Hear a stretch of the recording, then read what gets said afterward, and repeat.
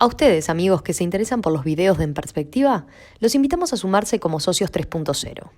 Queremos que nuestros servicios digitales sigan abiertos a todos, pero para que eso sea posible, es necesario contar con un pago mensual de aquellos que puedan hacerlo.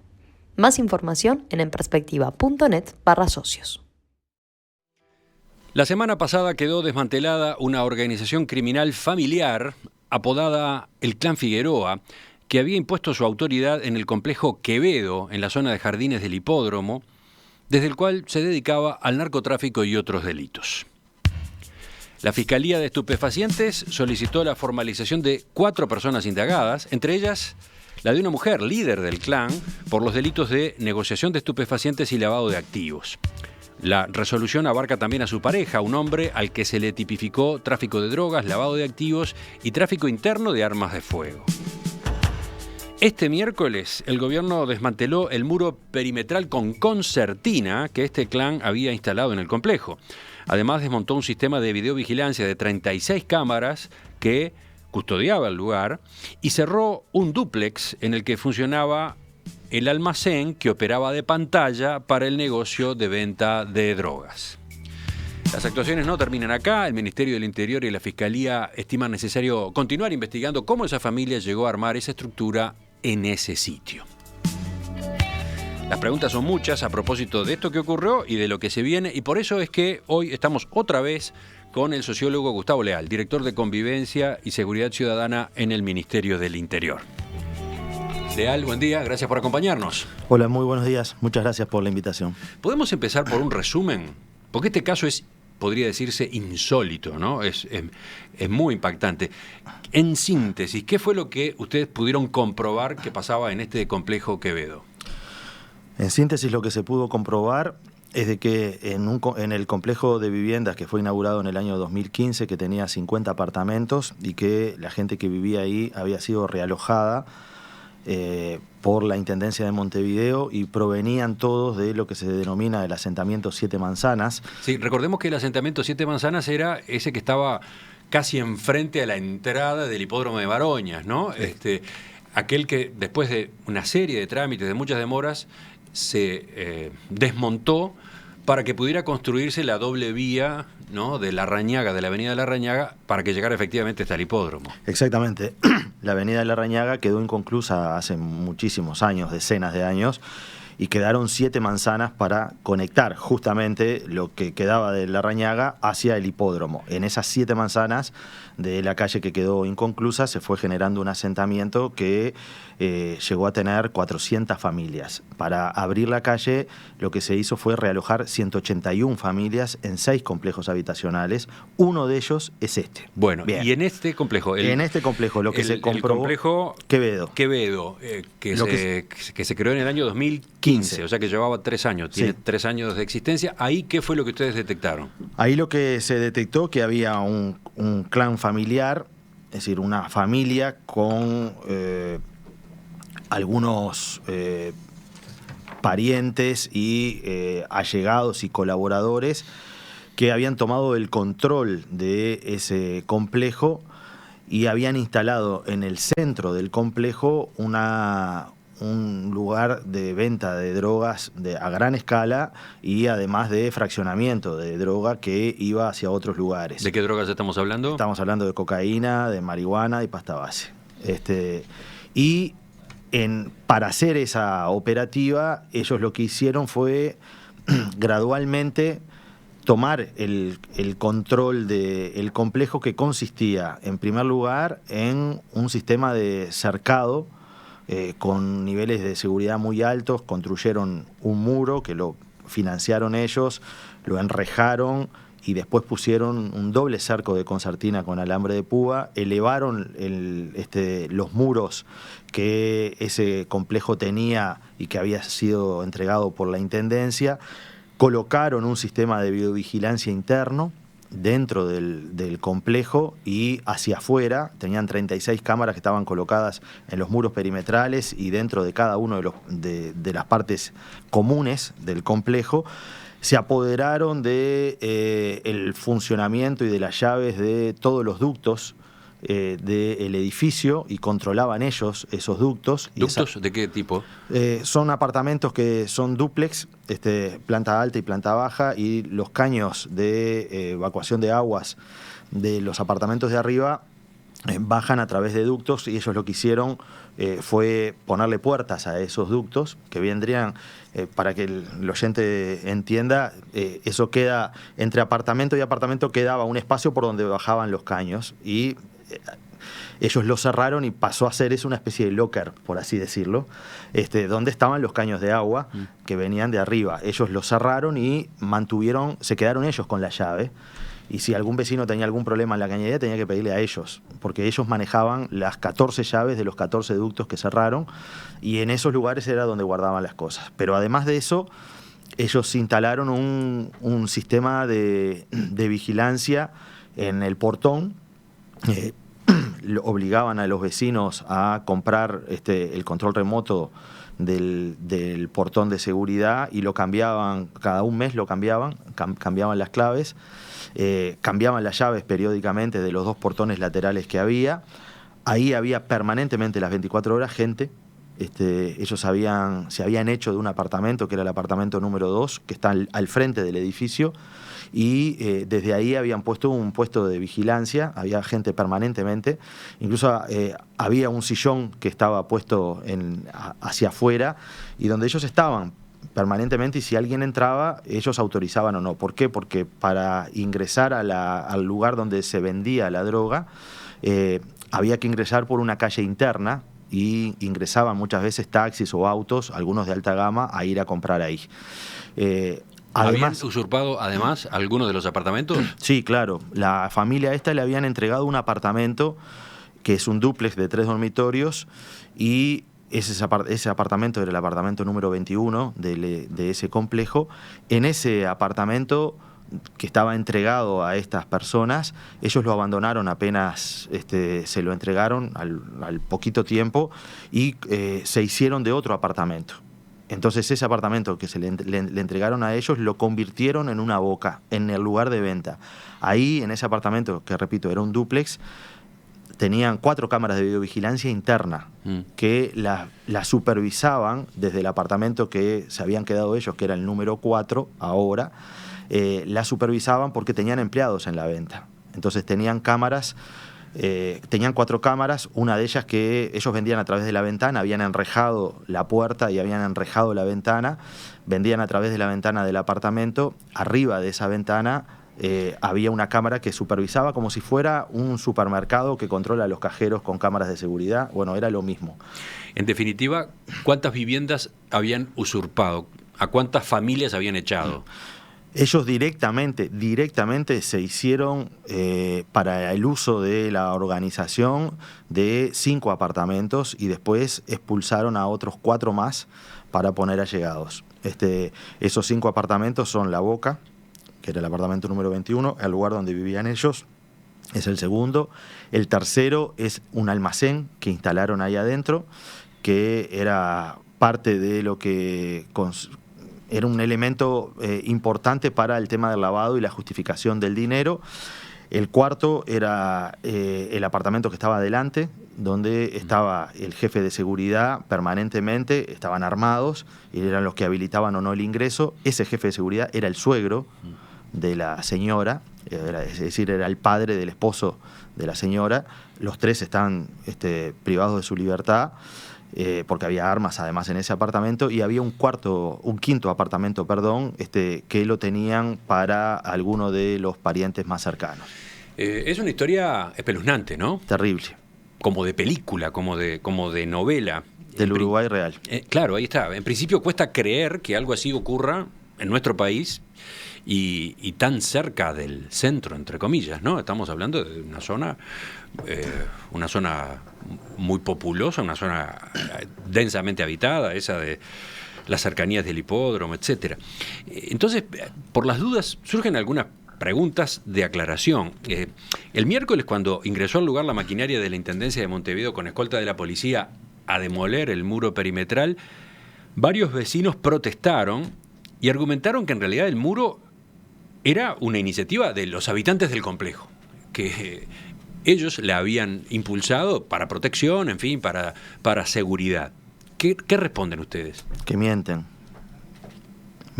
Efectivamente, el muro lo había construido el grupo narco. Si yo tengo 3 minutos, le explico cuál es la evidencia que nosotros tenemos para decir cada palabra, porque en esto hay que ser muy claro y muy transparente en lo que sucedió.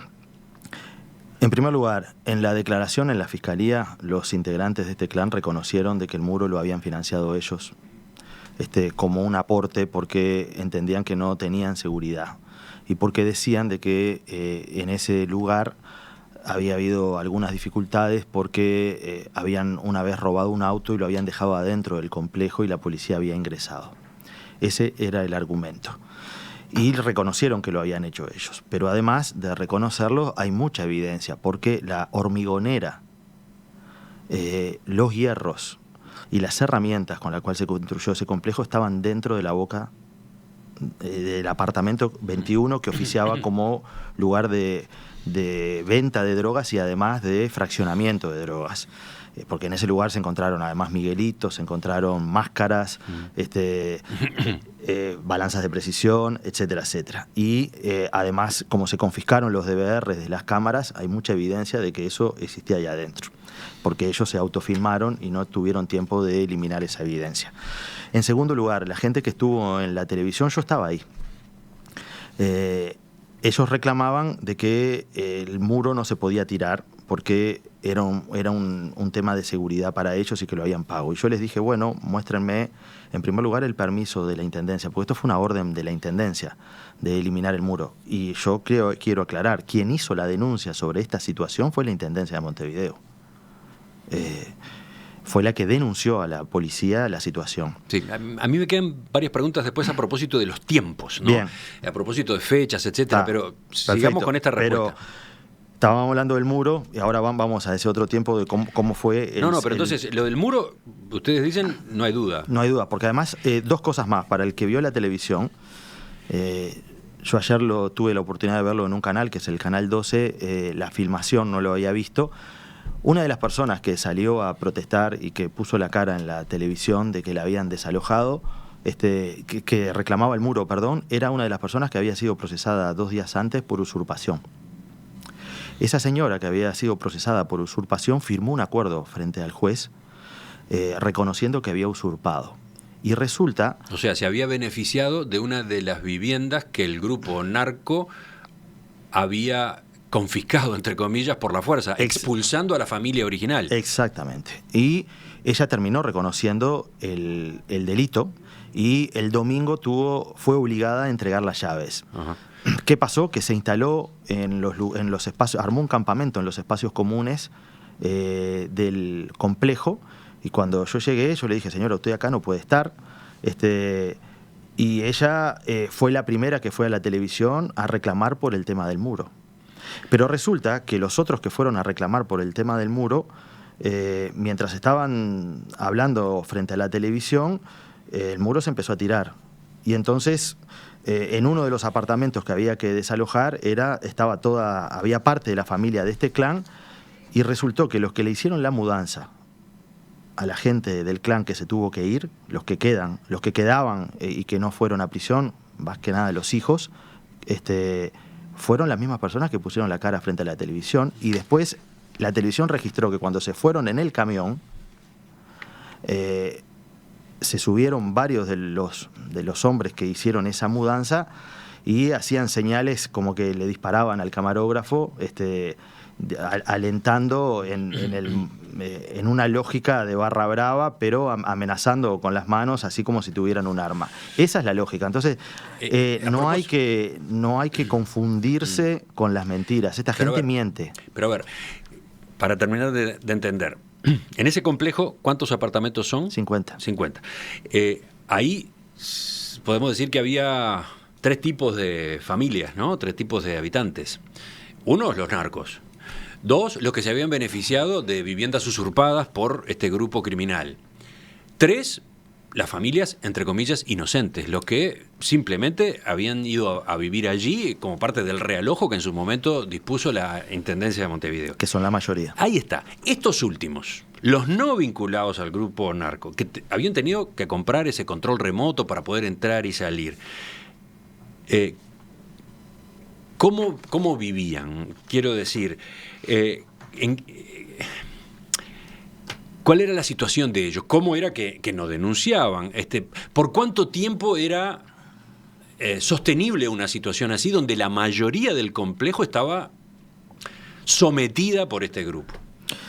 Bueno, acá hay que entender que el ejercicio de la dominación sistemática y del terror y del miedo genera el silencio y genera un sentimiento de protección donde a la gente le cuesta mucho romper eso. Entonces, ¿Alguien puede llegar a pensar que esta gente es cómplice, por ejemplo? No, pero hay que ser cuidadoso con eso, porque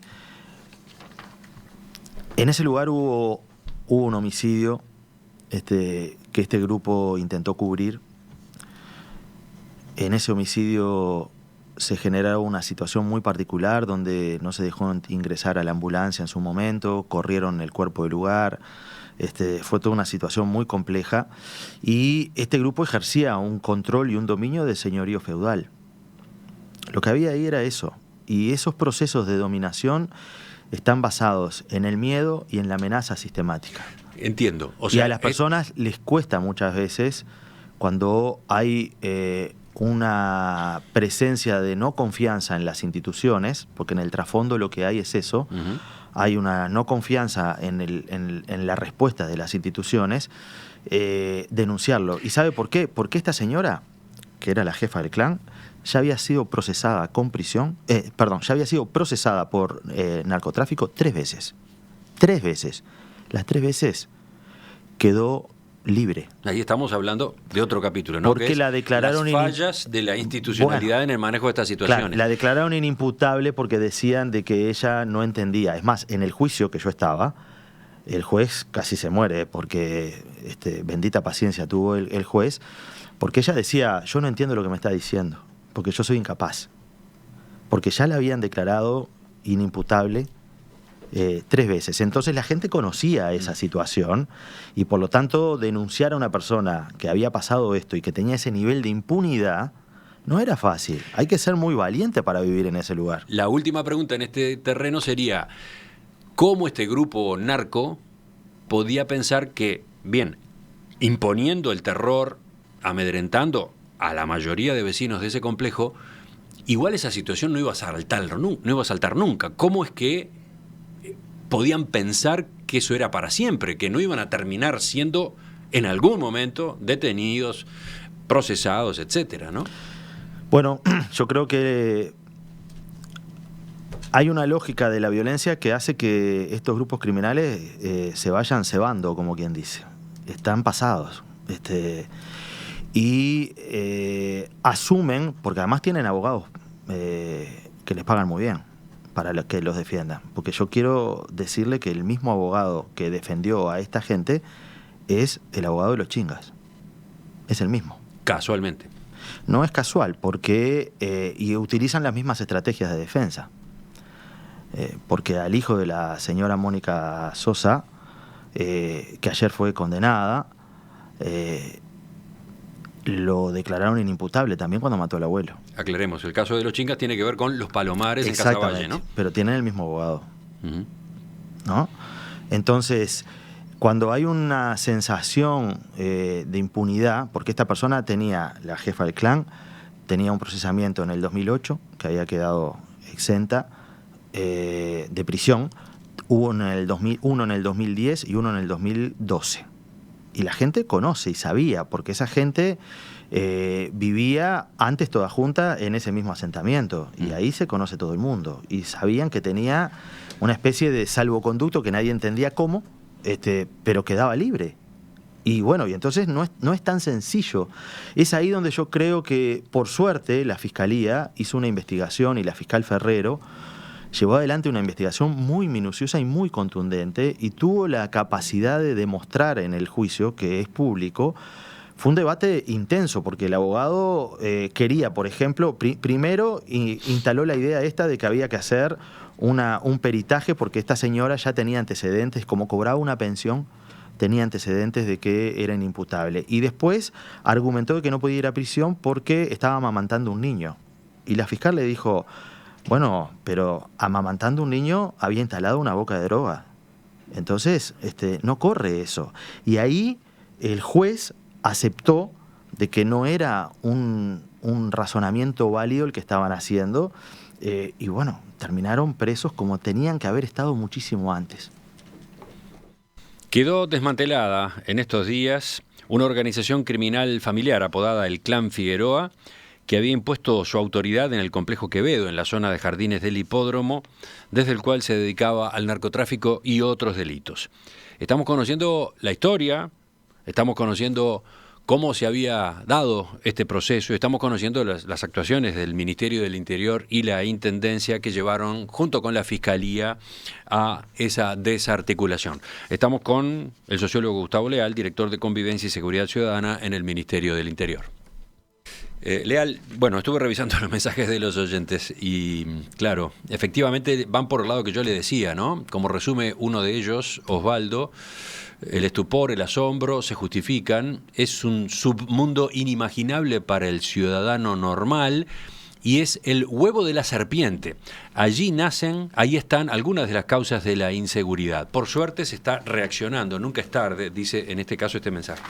La pregunta es a propósito de los tiempos, ¿no? Estamos hablando, como usted señalaba, de que este es un complejo nuevo, entre comillas, del año 2015, construido por la Intendencia para realojar familias que vivían en un asentamiento, el 7 Manzanas.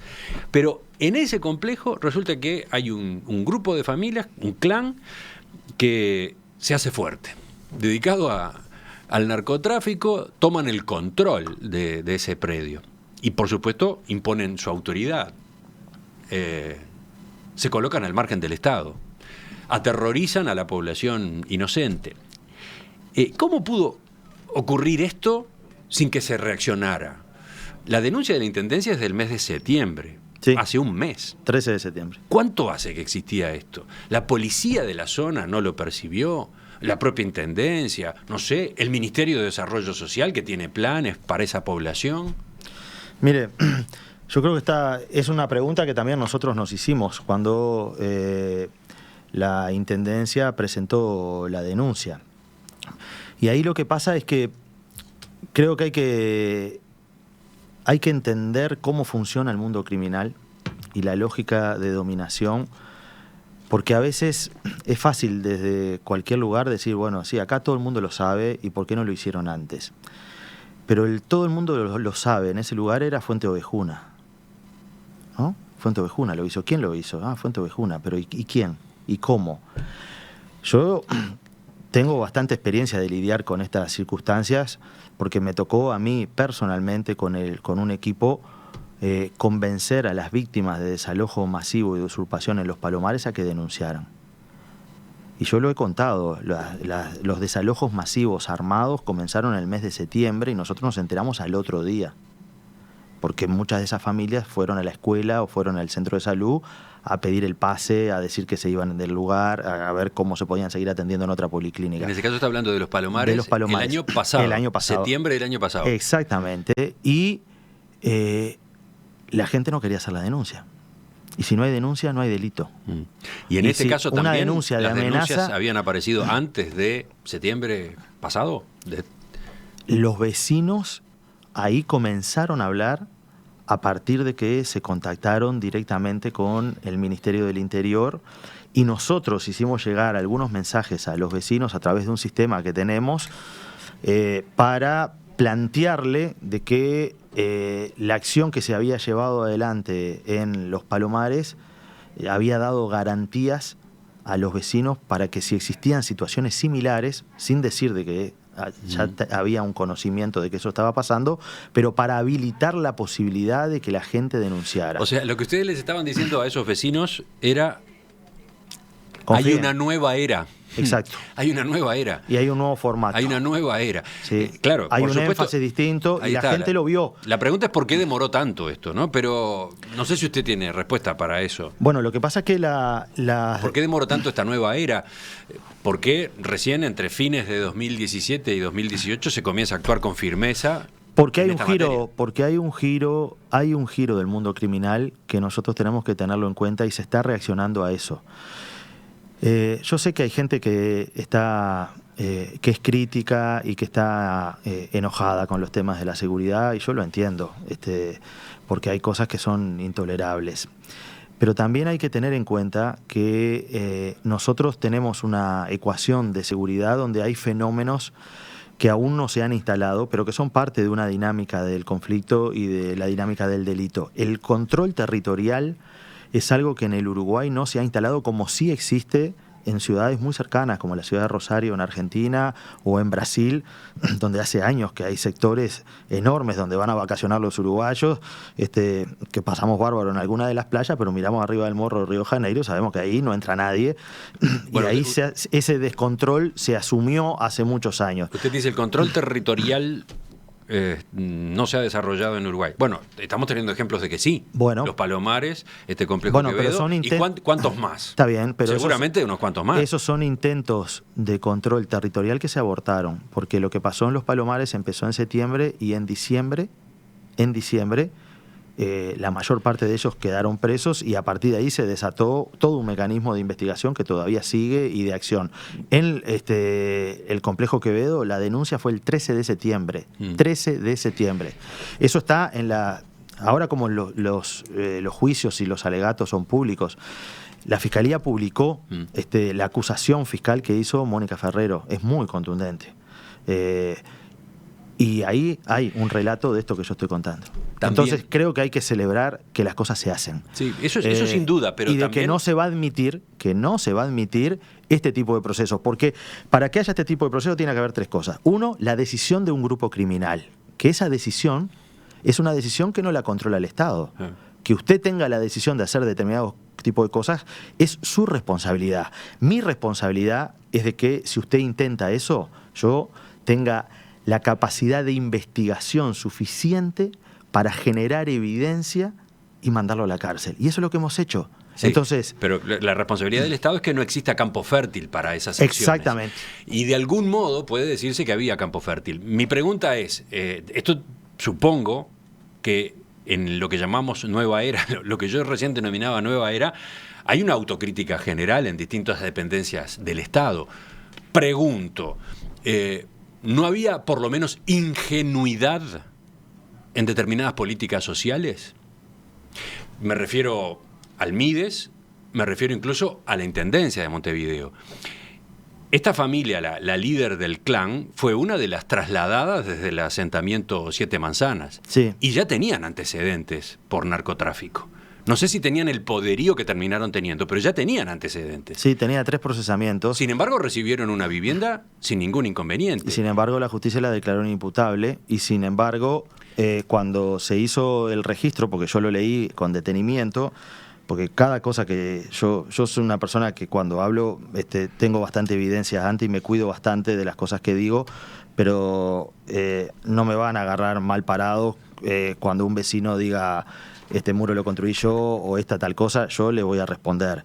Esta señora, cuando le hicieron el registro y el censo, ella vivía en un rancho de lata, así textualmente, en un rancho de lata, donde no tenía baño, donde había una cama de una plaza donde dormía ella con sus 3 niños, porque su esposo estaba preso, y había otra cama más en un rancho que ni siquiera piso tenía, donde vivían los otros 2. Por lo tanto, ella fue ahí, estaba en una situación de extrema indigencia.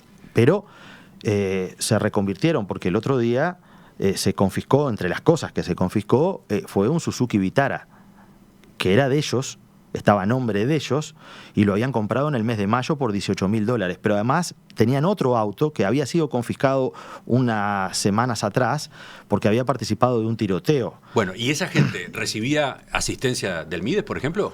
¿Recibía asignaciones familiares? Esa gente recibía, sí.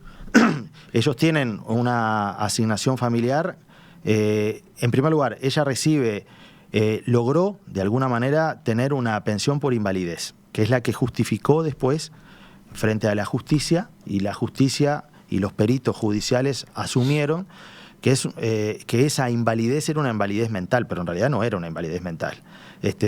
Y tiene una pensión por invalidez, que es algo que en los sectores de extrema pobreza es bastante frecuente, que incluso niños que tienen dificultad de aprendizaje, durante muchos años, yo lo viví muy de cerca cuando trabajaba a nivel social en el Abrojo, durante muchos años, nosotros veíamos que había una estrategia, estoy hablando del año 85, 90, 2000, y eso siguió, yo lo empecé a ver ahí, de que niños que tenían dificultad de aprendizaje, muchas veces había una situación donde los periciaban y les daban los declaraban incapaces, y las familias de alguna manera usufructuaban eso porque les implicaba una pequeña pensión, y eso después justificaba el hecho de que tenían una pensión por incapacidad. Entonces, bueno, ahí hay cosas que no funcionan bien. Yo creo, por ejemplo, en lo personal, que las personas que son procesadas por narcotráfico hay que eliminarle algunos beneficios sociales, porque es una tomadura. Eso hoy no está previsto. No está previsto legalmente, entonces ahí uno tiene un dilema. Ajá. Porque esto no es una responsabilidad del Ministerio de Desarrollo Social. Acá hay que cargar las responsabilidades donde están. Acá hay formatos legales que impiden eso, porque hay derechos que se protegen, pero creo que a la agenda de derechos nosotros, que es muy importante, porque es la ampliación de las libertades de los individuos, hay que agregarle en el mismo nivel la agenda de las responsabilidades. Vieja discusión. Sí. Vieja discusión. Vieja discusión, pero hay que hacerlo. Y entonces, la indignación que pueda tener el oyente, tenemos que localizarla. Yo tengo la valentía de decir las cosas como son. No digo Gregre para decir Gregorio, digo acá lo que pasó es esto. ¿Por qué? Porque lo quiero cambiar. Y nosotros queremos cambiarlo, y estamos haciendo esto porque queremos cambiarlo, no porque estamos sentados en un sillón de la comodidad. Queremos cambiarlo, pero para cambiar hay que decir las cosas como son. Y decir las cosas como son tiene un acto de sinceramiento, también de que haya responsabilidades, porque fíjense, el Parlamento, yo quiero hacer este cuento, porque cuando hablamos de responsabilidades y hablamos de, bueno, ¿por qué recién ahora? Pero acá miren lo que pasó. Nosotros estamos actuando, y ahora voy a Los Palomares. En Los Palomares, hace 15 días atrás hubo una tercera ola de obligación de procesamientos de la justicia por usurpación, que no es la última, de gente que todavía estaba viviendo en casas que habían sido usurpadas. Fueron 8 viviendas. Esas personas aceptaron la usurpación y tuvieron que devolver las viviendas. Resulta que a los 4 días, un diputado que participa de la Comisión de Vivienda de la Cámara de Diputados, invitó a una delegación de los vecinos de Los Palomares a ser escuchados porque tenían quejas de que los estaban dejando sin vivienda. Y resulta que fue, y los recibió la Comisión del Parlamento, y hay un acta que la pueden ver, que porque fue la semana pasada, y después salieron a la televisión, fue un señor que es concejal, que decía representar a Unidad Misiones y Los Palomares, que no vive ahí, que vivió ahí en un momento y vendió la casa en forma ilegal, y 2 personas más. Las 2 personas que fueron como vecinas del lugar, que estaban siendo perseguidas por el Estado y por Leal, que la había dejado sin casa, eran personas que la justicia le había procesado por usurpación 4 días antes. Y estuvieron 2 horas hablando con los diputados. Diciendo de que lo que se estaba haciendo era horrible, de que se había hecho un censo y no se habían hecho las preguntas correctas, de que cómo podía ser, de que ahí todo el mundo estaba colgado de la luz, y siguió, y ¿saben cómo terminó? Con una propuesta del diputado Eduardo Rubio de la Unidad Popular de decir, bueno, acá nos estamos enterando de cosas que no sabíamos, entonces vamos a citar ahora a los responsables de esto. Y me citaron, ahora estoy citado yo al Parlamento. Entonces estamos todos locos. Es imposible así. Y eso es responsabilidad, eso es la agenda de las responsabilidades. Porque esos diputados que están haciendo eso están cubriendo delincuentes. Están cubriendo delincuentes. Y fueron a declarar. Y lo peor es que salieron a declarar frente a la televisión personas que se victimizaron.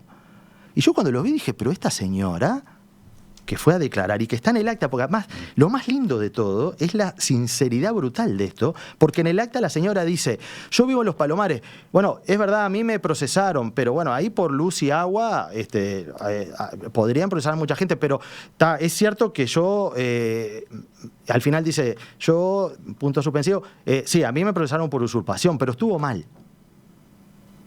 Y ningún diputado dijo, a ver un momentito, señor, ¿con quién estamos hablando nosotros? Enseguida la última pregunta. Para terminar, Leal, y para terminar, porque el tiempo se nos fue y porque el tema daría para mucho más, la última, ¿qué otras actuaciones de este tipo están previstas? ¿Hay otras zonas de Montevideo donde se están desplegando o preparando operativos similares? El presidente de la República dijo hace 15 días que lo que se estaba haciendo en la unidad Misiones y Los Palomares, en la medida que hubiera denuncias fundamentadas, se iba a seguir actuando.